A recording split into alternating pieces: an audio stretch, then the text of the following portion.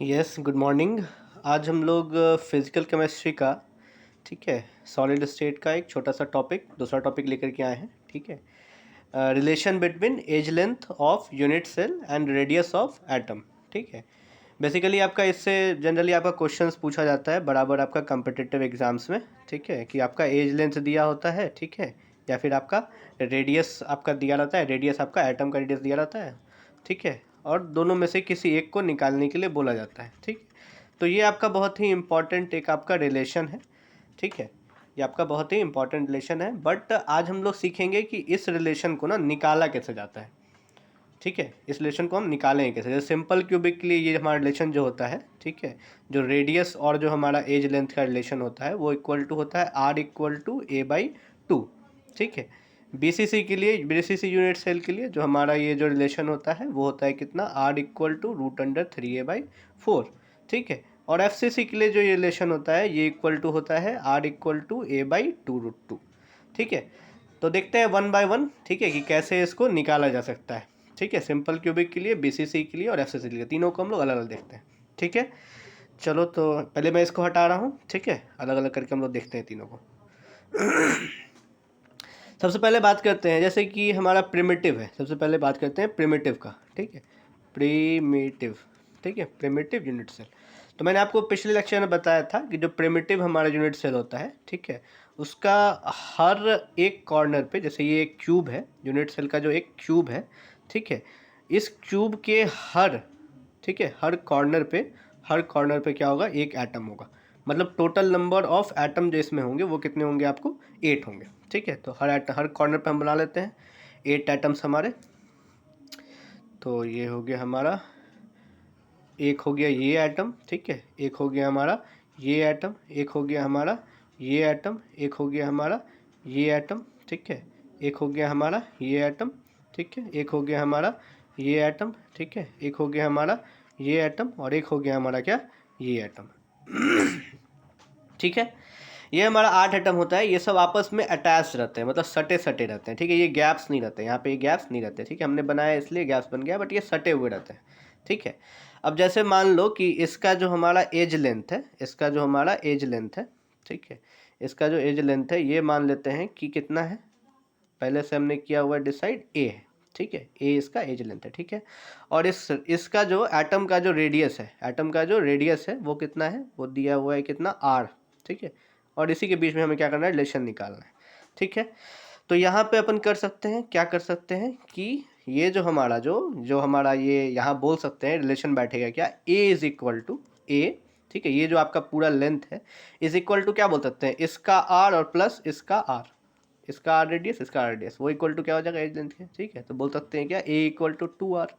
ठीक है, तो सिंपली आपका हो जाएगा आर इक्वल टू क्या हो जाएगा, a/2। आर इक्वल टू क्या आ गया, a/2। ठीक है, तो ये रिलेशन हमारा आ गया किसका, एटम के रेडियस का। ठीक है, और जो आपका क्यूब है, ठीक है, उसके एज लेंथ का। ठीक है, ये एक आपका रिलेशन आ गया, आर इक्वल टू a/2। ये किसके लिए आया, ये आपको आया प्रिमिटिव के लिए। ठीक है, अब इसे मैं हटा रहा हूँ, अब हम देखेंगे बीसीसी के लिए। ठीक है, जैसे बीसीसी के लिए क्या होगा, बीसीसी के लिए भी आपका वैसे ही, ठीक है, बीसीसी। ठीक है, आपको यहाँ पे मैंने बताया था जैसे कि पिछले लेक्चर में, ठीक है, एक क्यूब रहेगा। ठीक है, क्यूब के 8 कॉर्नर पे एटम्स तो रहेंगे ही रहेंगे, और साथ साथ, ठीक है, 8 कॉर्नर के अलावा, 8 कॉर्नर के अलावा, ठीक है, ये हमारा 8 कॉर्नर पे एक एक हम लोग एटम बना लेते हैं। ठीक है, ये हमारा 8 कॉर्नर पे एक एक एटम हमने बना लिया। ठीक है, 8 कॉर्नर पे एक एक एटम बना लिया, 8 कॉर्नर पे एक एक एटम बना लिया। ठीक है, और एक एटम आपका कहाँ होता है, एक एटम मैंने बताया था कि हमारा ये होता है बॉडी सेंटर पे। ये कहाँ होता है, हमारा बॉडी के सेंटर पे। ठीक है, तो बॉडी के सेंटर पे तो मान लेते हैं कि यहाँ पे मान लेते हैं हमारा क्या है, एक हमारा ये हमारा एक एटम है। ठीक है, अब देखो आपका जो ये लेंथ है, ठीक है, आपका जो बॉडी डायगोनल है, ठीक है, तो यहाँ से ये वाला मान लो एक पॉइंट, ठीक है, ये मान लेते हैं एक पॉइंट हमारा। ठीक है, तो यहाँ से, ठीक है, यहाँ से आपका यहाँ से आपका यहाँ पे, ठीक है, यही क्या होगा, आपका बॉडी डायगोनल होगा। यही आपका क्या होगा, बॉडी डायगोनल होगा, यहाँ से यहाँ पे, ये आपका क्या होगा, बॉडी डायगोनल होगा। ठीक है, तो इस बॉडी डायगोनल में देखो, इस बॉडी डायगोनल में देखो क्या सब आ जाएगा। इस बॉडी डायगोनल में देखो इसका आपका 2r आ जाएगा, ठीक है। ये जो आपका बीच वाला जो आपका रेडियस है, ये जो आपका ये एटम है, ठीक है, इसका आपका 2r रेडियस, ठीक है। इसका आपका r रेडियस, ठीक है। और इसका आपका इस वाले एटम का इसका भी r रेडियस, ठीक है। तो ये हो गया r plus 2r plus r, ठीक है। तो बोल सकते हैं क्या, बॉडी डायगोनल, बॉडी डायगोनल, ठीक है, बॉडी डायगोनल, ये आपका तीनों आपका सब बॉडी डायगोनल परसेंट है। तो body diagonal is equal to कितना हो गया मेरे पास, हो गया r plus 2r plus r, ठीक है। और जो हमारा क्यूब होता है, ठीक है, उसका बॉडी डायगोनल कितना होता है, उसका बॉडी डायगोनल होता है √3a। कितना होता है, √3a। ए यहाँ पे क्या है आपका, ए यहाँ पे आपका एज लेंथ है, ठीक है, ये जो पर्टिकुलर एज है इसका लेंथ है ए, ठीक है। तो बॉडी डायगोनल कितना होता है, √3a। तो इक्वल टू कितना हो गया, ये हो गया r plus 2r plus r, तो ये हो गया कितना 4r, ठीक है। तो r इक्वल टू सिंपली आ जाएगा कितना, √3a/4, ठीक है। तो ये हमारा किसके लिए आ गया, BCC के लिए आ गया। ये हमारा किसके लिए आ गया, BCC के लिए आ गया, ठीक है। अब मैं इसे हटा रहा हूँ, FCC के लिए देखते हैं। ये हमारा BCC के लिए आ गया, ठीक है। FCC के लिए देखते हैं, बात करें अगर FCC का, ठीक है, FCC face centre. Face centre में हमने बताया था क्या होता है, हमारा जो आठों जो हमारा कॉर्नर है वहाँ पे तो एटम रहेगा ही रहेगा, ठीक है। अपना जो आठों कॉर्नर है वहाँ पे तो आपका एटम रहेगा ही, ठीक है। और उसके अलावा, ठीक है, जैसे ये आपका आठों कॉर्नर हुआ, ये एक कॉर्नर, ठीक है, ये एक कॉर्नर, ठीक है। हर कॉर्नर पे हमारा एक एटम है, ठीक है। और उसके अलावा बोला था मैंने क्या, कि हर फेस पे भी एटम रहेगा, ठीक है। बोलते हैं यहाँ पे ये जो हमारा फेस है, इस फेस पे भी हमारा क्या होगा, एटम होगा, ठीक है।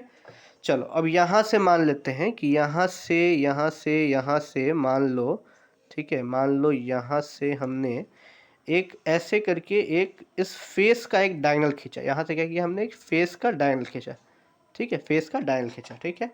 तो फेस के डायगोनल देखो ये क्या सब आ जाएगा, इसका रेडियस आ जाएगा r, ठीक है। इसका आपका 2r आ जाएगा, इसका आपका क्या आ जाएगा, 2r आ जाएगा, ठीक है। और इसका आपका क्या आ जाएगा, r आ जाएगा, इसका आपका r आ गया, इसका आपका 2r आ गया, ठीक है। और इसका आपका क्या आ गया, r आ गया, ठीक है।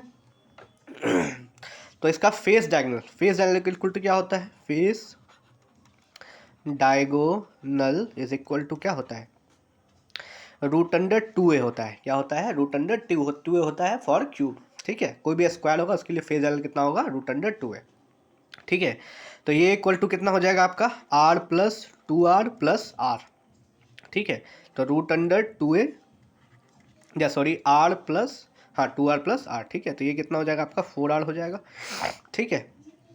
तो r इक्वल टू कितना आ गया, √2a/4 आ गया, ठीक है।